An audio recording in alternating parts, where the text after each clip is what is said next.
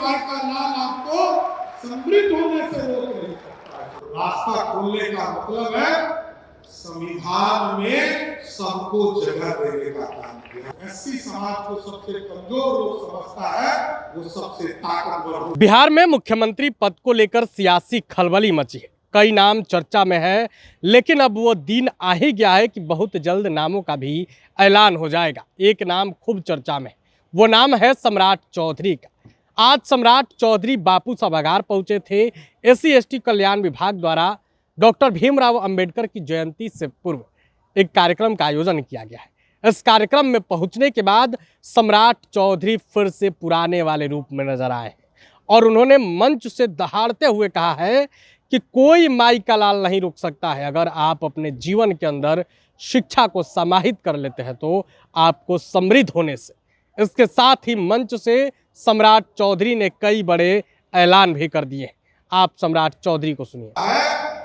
ये हम लोगों के लिए चिंता का विषय है और जरूर स्पष्ट करना चाहता हूं कि देश के यशस्वी प्रधानमंत्री नरेंद्र मोदी जी और बिहार के लोकप्रिय मुख्यमंत्री नीतीश कुमार जी लगातार लोगों को निर्देशित करते हैं कि आप लोग चिन्हित कीजिए किस टोले में काम नहीं होगा, किस टोले में विकास का काम नहीं होगा और कोई फर्क नहीं दिख रहा है।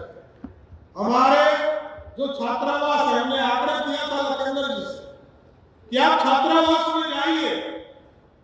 जो कई छात्रावास है, ओबीसी के कर्पूरी ठाकुर जी के नाम पे छात्रावास और अंबेडकर जी के नाम पर छात्रावास, इन दोनों में 1 इंच का भी फर्क नहीं होना चाहिए।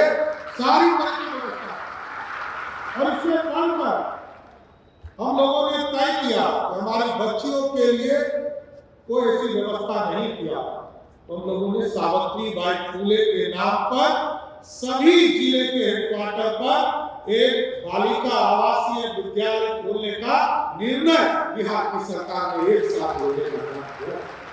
इसलिए मैं सबको शुभकामना भी देता हूँ। लगातार लखेंद्र जी, सुनील जी, मदन जी और कई लोग जो समाज के अंतिम पंक्ति में बैठे हैं, उनके बीच में काम कर रहे हैं।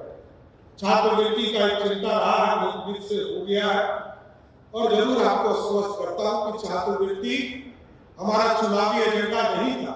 एनडीए ने चुनाव में एक घोषणा किया था कि हम छात्रवृत्ति को दुगना करेंगे, तो इसी अप्रैल माह से आपके छात्रवृत्ति को दुगना करने का काम करेंगे।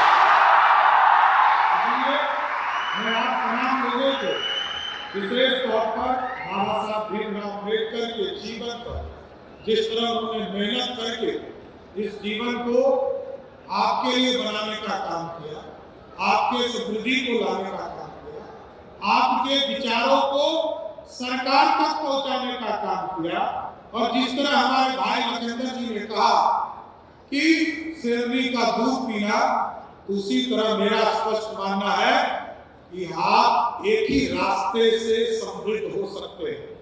भारत विकसित हो रहा और बिहार और आप तभी समृद्ध होइएगा जब ज्ञान आपके जीवन में आएगा और ज्ञान आएगा, कोई मार का नाम आपको समृद्ध होने से रोक नहीं सकता है। इसलिए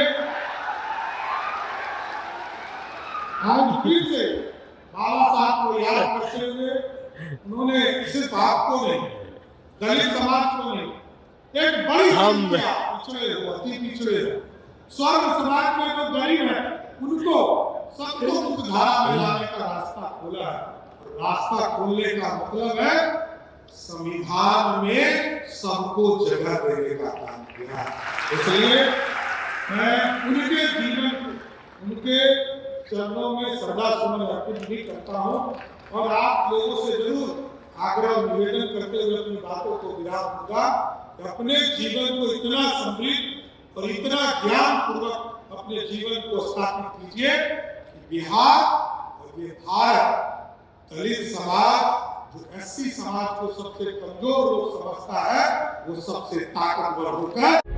प्रभातखबर.com, विश्वास वही, रफ्तार नहीं।